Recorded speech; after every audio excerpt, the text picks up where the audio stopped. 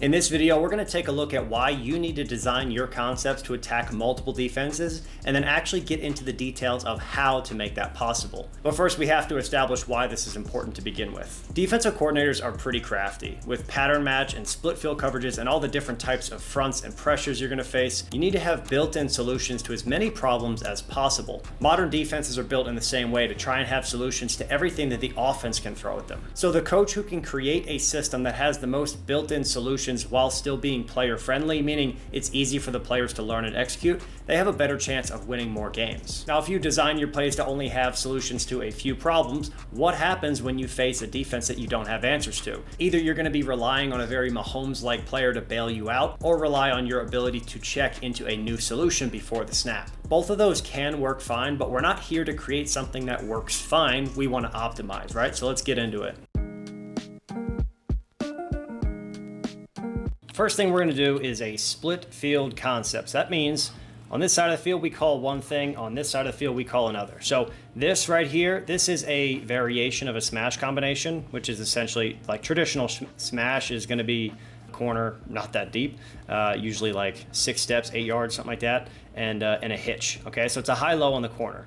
And this is a way of getting there. It's the same thing, right? Same thing, but it's just a different variation. So we have smash on this side, and then on this side we have a curl concept, or hank, or whatever you want to call it.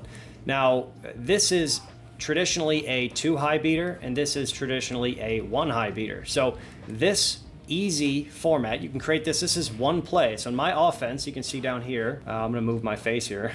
We've got the curl variations. This is what I called it. I just called this as curl. I didn't tag smash. It was built into the offense, right? So this was when we called curl, this is what we ran. And essentially we had our quarterbacks, all right? This is the progression that we gave them, right? Middle field open. We're going to do the flat, the corner, and then we have the middle, right? Flat, corner. There's our middle. Okay, that was going to be an option. It was a late delay, right? Think about a running back check down. They get here and they can run the option. This is kind of the same idea, but it's just a little bit different here. Middle field close, we're going to go middle first, then curl, then out to our check down. Okay, so this is a simple solution. All right, probably the most basic thing. We've got a solution here. If it's too high, if it's here, we go one high, we read this side, right? So then our quarterback, they don't really need to identify too much. They just really need to say, are there 2 safeties, or is there 1 safety? Okay, terrible English there. But you just have to know that as a quarterback, so you don't need to be a rocket scientist there. You just have to be able to answer that question, and then you just follow the very simple progression that's going to be laid out for you. Now, you have to design your plays in a way. This is why I like to use proven concepts. The smash combination, I don't know who invented it, but it's been around for a long time. The curl combination, it's been around for a long time. These are 2 proven concepts that you can use, so you're not making things up as you go. Choose proven concepts, and then you essentially just establish a progression, and then problem solved. All right, and then moving along to the next one, this right here, this is really what we're looking at. This is a route adjustment. So when you see these little dotted lines, at least in my playbook, it's like this. If we get a 1 high, so you usually tag that in your playbook, if you get middle field open, right? Middle field open, that would be free safety. There's our strong safety. So we have 2 safeties, that's usually middle field open. So we're going to split the safeties, okay? And then if we get a middle field closed, that would be a 1 high safety, then we go to the opposite hash. This right here is a route adjustment. This is a simple way. So everything else is really the same. It doesn't change too much, but you're going to guarantee somebody gets open by the way that you design the concept. Again, use proven concepts. But if you just add this little decision here from this receiver, okay, it doesn't need to be from anybody else. It doesn't have to be super complicated. We're not trying to get this guy a read of breaking it off here, running a curl, running a post, running a corner. Just 1 or 2 things. Middle field open, middle field closed. Simple decisions that anybody can make. You can even have a pre-snap. Everybody is going to, before the snap, they're going to look and they're going to give a 1 high or a 2 high signal. Okay, or you can, however you want to signify that, you can do that. Make the read very easy for them. And then right now you have a built-in solution, whether you get the 1 high look or you get the 2 high look. And now here's another example. If we look at this route here, and even this route here, these are all route adjustments that are going to guarantee that somebody gets open, right? So this is just falls into the line of, if you give your players the ability to make decisions, they can make you right with your play call. It might not be the perfect play call, but they can make you right by running things the right way. If you get press man coverage, this stick concept is really not the best thing to run, but if you don't have these options. But if you have this ability to do this, you can win. Now you have basically 5 routes that run away from people. One of the things I was always taught is, if you get man coverage, make sure that your routes run away from people. So now we're not doing anything where we stop and sit. Run away, run away, run away, run away, and run away.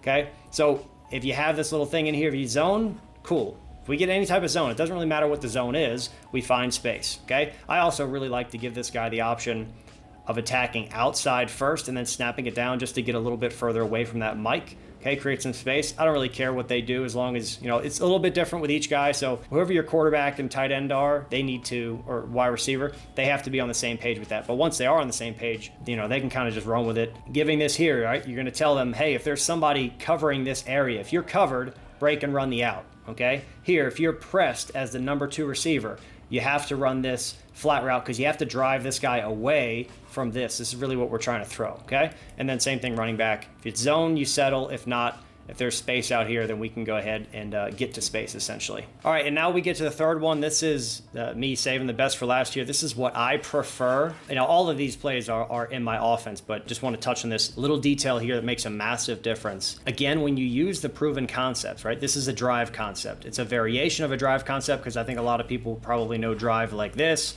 or they know it from the 2x2 version where you have this, he's clearing out, running this, and then you can do anything you want on this side. But either way, essentially we have the drag and the dig coming behind it, and then our check down here. So that's the nice little triangle that we're trying to work. And this right here, this is a nice little W read for the quarterback. And it's a pure progression, okay? 1 to 2 to 3 to 4. This is a gift, so we can take this pre-snap if we like it. But I want you to envision the quarterback's footwork with this.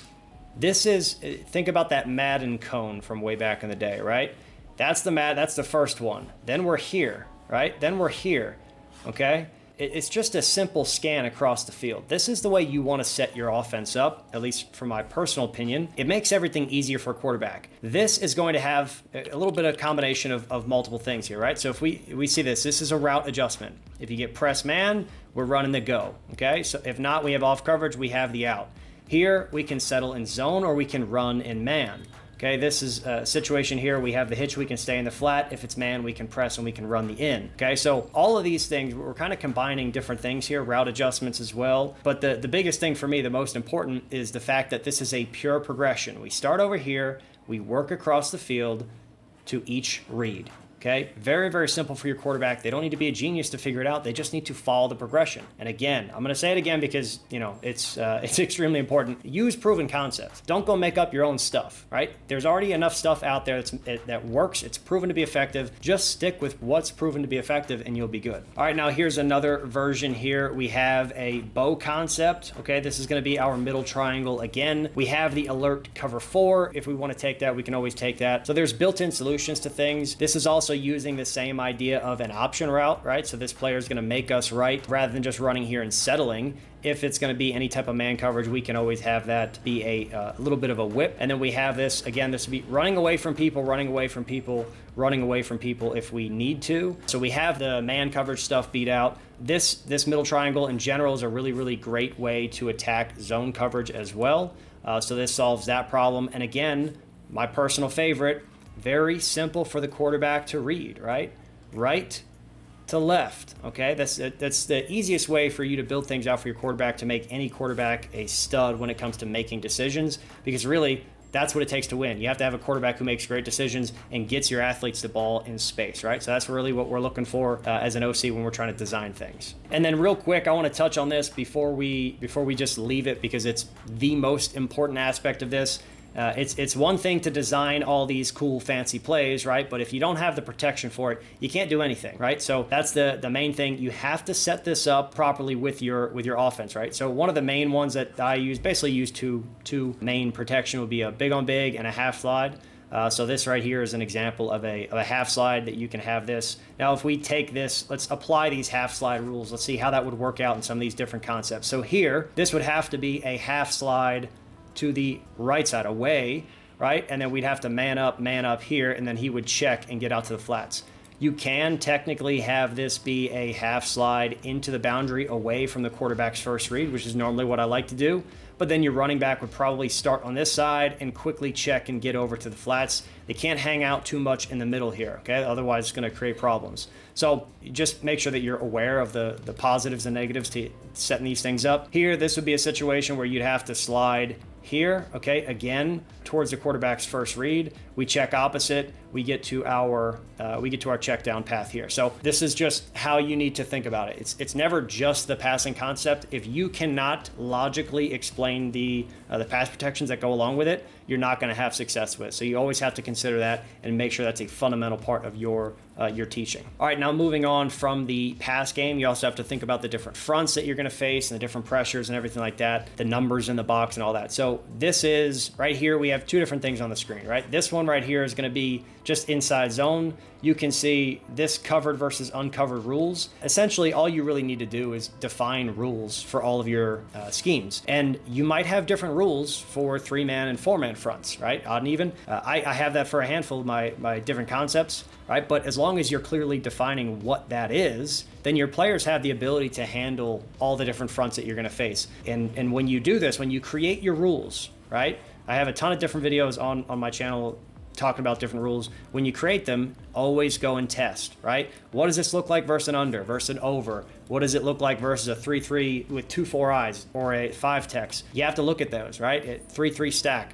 If your rules, essentially you want to define them and then test them, and then if they don't work, great, now you have something that you can, okay, maybe we add a sub rule for this, right? For this specific front, we have something, okay? The other thing that we can do is include RPOs in here to solve some other problems, right? So in this case, right, the way that this would really work out for our guys is our quarterbacks know, hey, if we get a 1 high safety look, then this really becomes something that we want to go to, right? Because the outside backer's not going to be there. He's not going to be able to get out quick enough. Depends on where the safety's at. But if the corner's playing off, this is a one-on-one matchup that we want to take. It's easy yards, right? So we take it. Okay, we also have this little smoke screen out here to the field that we can kind of play off of this guy right here if we get a 2 high safety look. And then again, if we get the numbers in the box, we don't have to worry about that, right? If this guy stays out of the box, we have numbers. So we're just gonna stick with it. So this right here has solutions. You get a 1 high safety, you want to have him here, you want to roll a safety down into the box and play with more numbers. Now we are outmatched in terms of numbers, but we have the ability to win here. Okay, you can do a glance,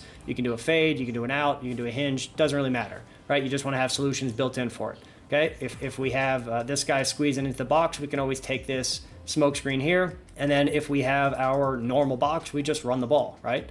So this right here, good way to build in solutions to a ton of different problems all in one play call. And before I move on from it, because I almost just forgot here, this right here, right? So I'm going to give you my play call for this. So this to me would be, we'd say tray left, right? That would be my formation. It's the Y here. So tray left, and then we would call this Bengals because we're going to run inside zone to the right. So you can see, oh, I don't have it here. There, I have it here.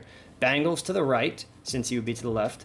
And then we would just say auto, right? I don't have to tag, that's supposed to be an A. Ignore my terrible handwriting, right? But I don't have to tag anything else. Bengals is inside zone. So that means that these guys know what they're doing. If I didn't tag anything else, if I didn't tag auto, we would block safeties, we'd block most dangerous outside backer. But because we tag the RPO, one word, right? Not too complicated, just one word. We now have, he knows what to do, and he knows what to do, right? So that is a very simple way. As I said before, you have to create a system that solves a lot of problems without having too much complication go into it for your players. They need to be able to immediately hear the play, be able to line up, run it, execute it well. They can't think too much. This is a really easy way to do it. Limit the amount of words that you use in your play calls. Simple solution. All right, so we've gone through the why and the how to build these out, but I want to go a step further and make it very simple for you. All the diagrams that you saw today in this video are pulled directly from my personal playbook that has over 160 pre-built play cards, just like the ones you saw in the video. And instead of spending the next few months researching and building this out from scratch for yourself, I just launched a course called the 2-Day Offensive Playbook, and once you enroll, you actually get to import this entire thing into your Huddle account. All the code words and signals are already mapped out for you. It comes with a full video signal library and in-depth lessons breaking down how I went through the process of building this. So when you go to adjust things to fit your offense, you have a very easy step-by-step process you can follow. You can find the link for that in the description, or if everything is working properly, somewhere on this screen here. Appreciate you taking the time to watch this. Now go and steal my playbook for a ridiculous price. I'll see you guys in the next one.